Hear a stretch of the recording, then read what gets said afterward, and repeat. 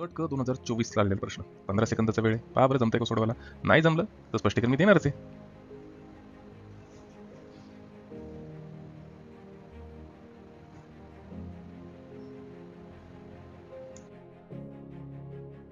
सगळ्यात पहिल्यांदा फ्रिक्वेन्सी म्हणजेच वारंवारता म्हणजे काय.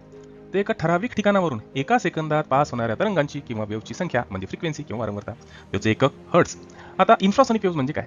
अशा वेव्ह किंवा असे तरंग ज्यांची वारंवारता फ्रिक्वेन्सी ही 20 हर्ट्झ पेक्षा कमी असते.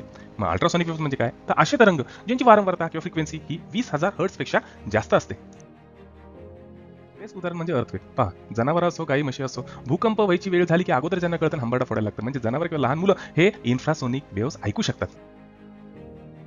बेस्ट उदाहरण जर द्यायचं झालं तर वटवागळं किंवा डॉल्फिन मासा जो मार्ग शोधण्यासाठी किंवा भक्ष्य पकडण्यासाठी या अल्ट्रासॉनिक वेव्हचा उपयोग करत असतो. आणि दुसरं बेस्ट उदाहरण म्हणजे गर्भवती स्त्रिया जे सोनोग्राफी करतात, या सोनोग्राफीमध्ये या अल्ट्रासॉनिक वेव्हचा